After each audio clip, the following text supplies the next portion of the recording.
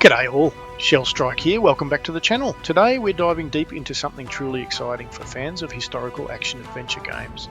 If you loved Ghost of Tsushima, then get ready to be thrilled because I'm about to give you the scoop on Ghost of Yōtei, the upcoming title set to launch in 2025 for PlayStation 5.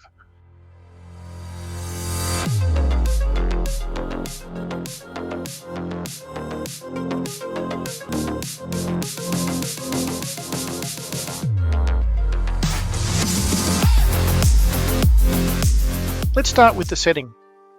Ghost of Yōtei transports us to the year 1603 in the lands around Mount Yōtei, what we know today as Hokkaido, Japan.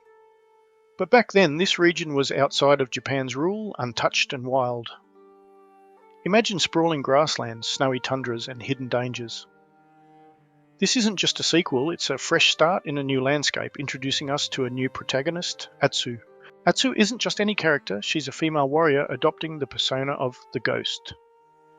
Now, this shift from Jin Sakai to Atsu marks a significant narrative change. While we don't have all the story details yet, what we know is that Sucker Punch is exploring the theme of underdog vengeance with Atsu. This means we're in for a deeply personal and perhaps more emotionally charged journey. From what's been revealed, Ghost of Yōtei aims to build upon Ghost of Tsushima's gameplay while introducing new mechanics. Expect more control over Atsu's narrative choices, suggesting a more dynamic interaction with the game's world. One confirmed addition is the Kusarigama, a chain weapon, expanding the combat options available. This hints at more varied and strategic combat, encouraging players to adapt to different situations. So what can we expect from the game's new combat systems? Expect a deeper integration of stealth mechanics. Atsu's journey might rely more on guerrilla tactics, given the theme of underdog vengeance. This could translate into a more dynamic stealth system, perhaps with new tools or environmental interactions.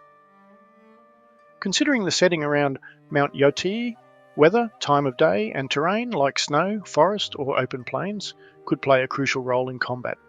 For instance, using the environment for cover, setting traps, or even initiating combat with environmental advantages like starting fights during a blizzard for visibility issues. The introduction of new weapons, like the Kusarigama, suggests a combat system that encourages fluid movement between different combat styles. Players might need to switch weapons or tactics mid-battle based on the enemy's type, numbers, or the terrain. With mentions of more control over Atsu's narrative, it's conceivable that player choices could affect combat skills or available weapons. Perhaps certain story decisions unlock unique combat techniques or weapons. Given the shift in setting and the introduction of new cultural elements, there might be a broader range of enemies, from samurai retainers to Ainu warriors or even mythical creatures, each requiring different combat approaches. While not detailed, the evolution from Ghost of Tsushima suggests that weapon and combat upgrades will be intricate, possibly tying into the narrative or exploration, allowing players to customize Atsu's fighting style significantly.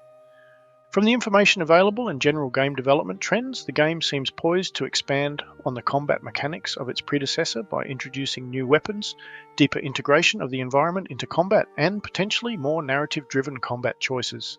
This approach would not only cater to returning fans, but also attract those interested in a fresh take on historical action-adventure games. Now let's talk history. Mount Yōtei, also known as Ezo Fuji, has this mystical aura about it, often compared to Japan's famous Mount Fuji. Developers from Sucker Punch visited northern Japan multiple times, inspired by the beauty and isolation of this region. This isn't just a backdrop, it's a character in itself, influencing gameplay with its harsh climates and natural beauty. So how does Ghost of Yōtei differ from its predecessor? Firstly, the setting shift from Tsushima to Hokkaido isn't just geographical, but cultural and historical too. We're talking about a different era, different customs, and different enemies. The game's focus on a female protagonist also promises a fresh narrative perspective, likely exploring themes of gender roles in feudal Japan, something not deeply touched upon in Ghost of Tsushima. But there's so much more to unpack, like the game's historical accuracy, new features, and what makes this a must-play for 2025. Firstly, Ghost of Yōtei isn't just a sequel, it's a step forward in gameplay. Remember those rumours about new weapons? Confirmed. We're looking at the introduction of the Kusarigama, a chain and sickle weapon, adding a layer of complexity to combat. But it's not just about new weapons, it's about how you use them in environments that are dynamically affected by weather and time of day. Imagine fighting in a blizzard where visibility is low, or during an aurora where light plays tricks with your perception. One of the most exciting features is how the environment interacts with gameplay. Ghost of Tsushima had wind guiding you, but Yōtei takes it further. The game's setting, with its harsh winters and vibrant summers, will not only be visually stunning, but also gameplay affecting. You'll need to adapt Atsu's tactics based on the season or even the time of day, making each encounter unique. Let's talk culture. Ghost of Yōtei isn't just set in Japan, it's set in Ezo, what we now know as Hokkaido, during the Edo period, which I have mentioned previously.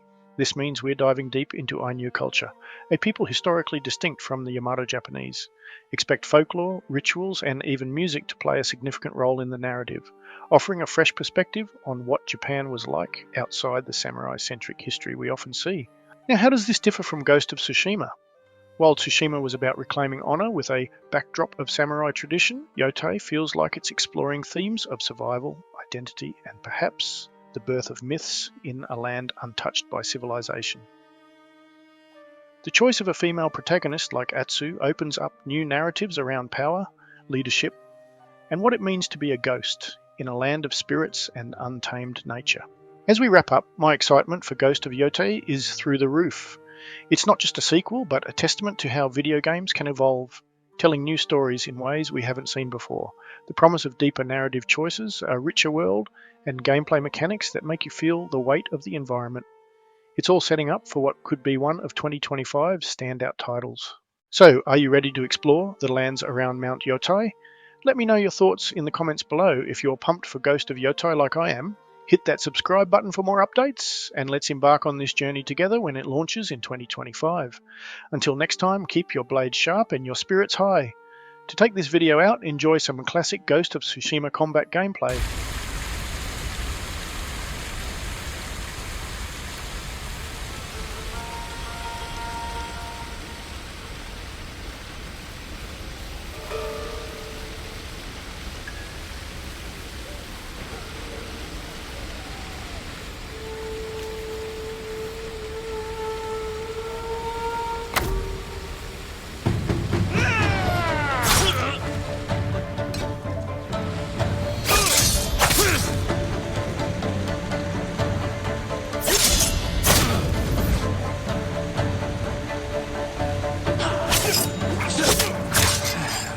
You understand. This is just a job.